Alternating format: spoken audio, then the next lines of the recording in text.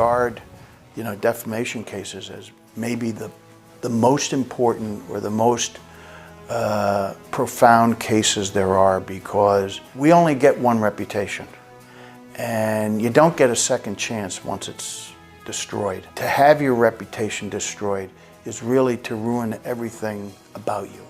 It ruins you, it ruins your family's view of you, it ruins your neighbor's view of you. You go to a party, you don't know who's looking at you sideways because they heard, you're a this or you're a that. It is an extraordinarily difficult thing to live with. And for that reason, when we represent defamation clients, it really is the most profound type case we could be handling.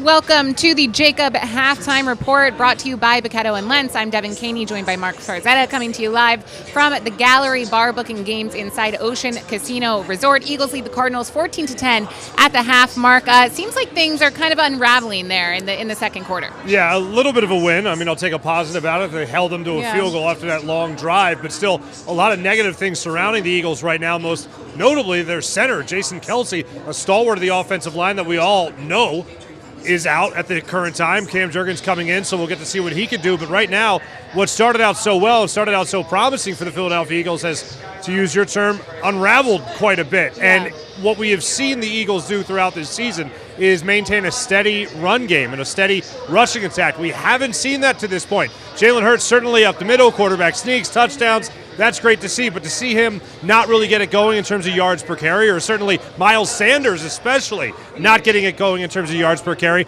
is quite alarming. You need to see guys like A.J. Brown start to step up more in the passing game. He was in the first quarter, really dialed it back in the second quarter. Devontae Smith came up with a couple of big plays for the Eagles as well, but it's not really that consistent style of offense that we're used to seeing from the Eagles this year, which is a huge reason as to why they're 4-0 to this point.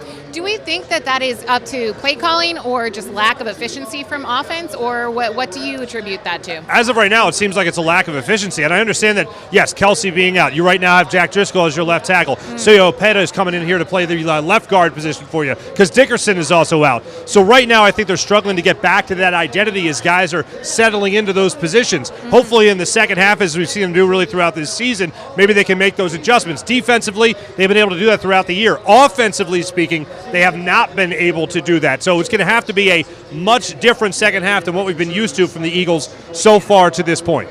Yeah, it seemed like the Eagles were dominating, even though the score I didn't think reflected how much they were dominating for, I'd say, first quarter and then first half of the second quarter, in terms of just holding on to the ball, clearly dominating the field. And then it just kind of felt like they fell flat. Didn't really muster up anything. Defense did have one pick in the first quarter, but in terms of the defensive performance, obviously that last play, it's good that they held them to 3 points instead of a touchdown, but Still it felt like the Cardinals were kind of walking all over our defense. Well, a lot of ways it feels like you're reverting a lot to what you saw from Jonathan Gannon in the early goings of his career as the Eagles defensive coordinator. And really in the beginning of this season, when you saw week 1 against the Detroit Lions, they went back to that soft zone. They were not aggressive. They took their foot off the gas. It looks like they're doing a lot of those same things in this particular game as well. And we are joined by our Eagles insider, John McMullen, coming to us live from Glendale, Arizona. John, welcome in. To start us off, do you have any updates on the several offensive linemen who went down, Landon Dickerson earlier in the game, then, of course, Jason Kelce? Yeah, with Landon, it's a leg injury, so that's all we know. He's questionable to return. You'd have to think it's that foot he's been trying to play through. I don't think it's a good situation when you look at, he left pretty early and wasn't able to return, so I don't think that's a real positive for him coming back, Devin. And then Jason Kelce, you're always concerned with Jason Kelce.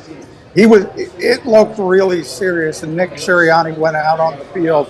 Now, he limped off the field by himself, but anybody who knows Jason knows he doesn't want to be taken off the field. But the fact that he left the field immediately, little bit of a concern there, a lot of concern there, to be honest. And you talk about the whole side of the offensive line from Jason Kelce on down, Sio Opeta in from Landon Dickerson, Jack Driscoll into Jordan Mailata. Look, those are good backups, but that is difficult to deal with.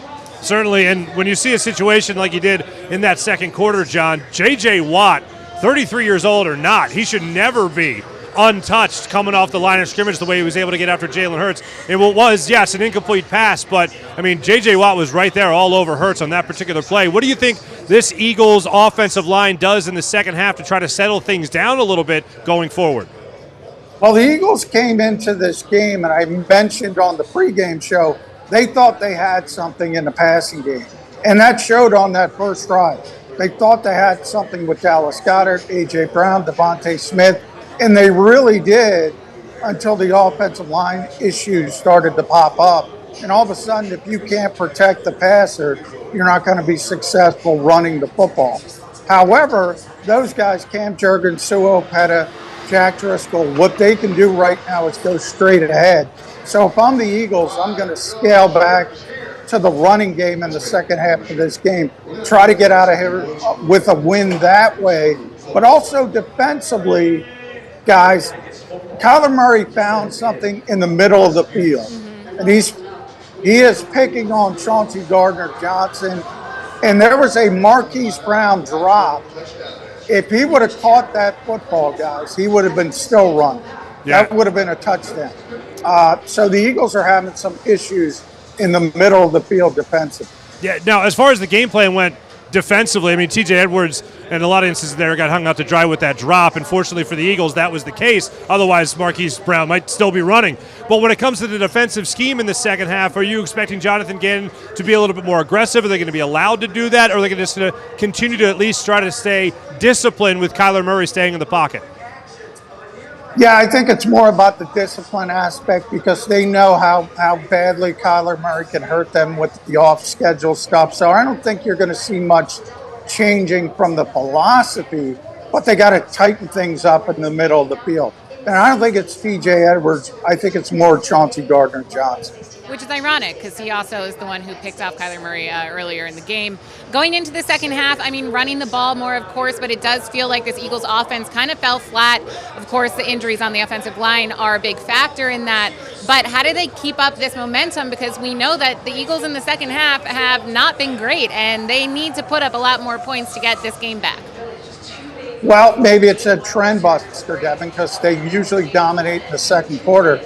They got dominated in the second quarter. So maybe things are changing a little bit. They're going to have to score some points to win this football game. So the second quarter stuff, which they have the most points in the first 4 games of any team in NFL history, in any quarter. That's how dominant they've been in the second quarter. You knew it was coming down to earth at some point. Now you got to play better in the second half. Well, we'll see if they can do that. John McMullen joining us from Arizona. Thank you so much.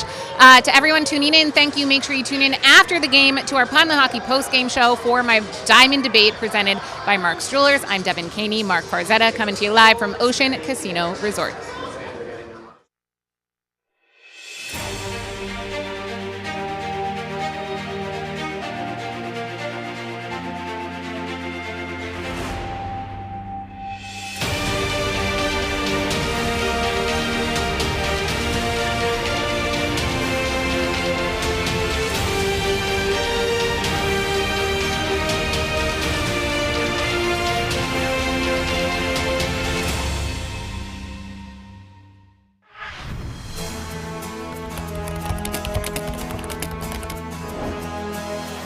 Regard, defamation cases as maybe the most important or the most profound cases there are, because we only get one reputation, and you don't get a second chance once it's destroyed. To have your reputation destroyed is really to ruin everything about you. It ruins you, it ruins your family's view of you, it ruins your neighbor's view of you. You go to a party, you don't know who's looking at you sideways because they heard, you're a this or you're a that. It is an extraordinarily difficult thing to live with. And for that reason, when we represent defamation clients, it really is the most profound type case we could be handling.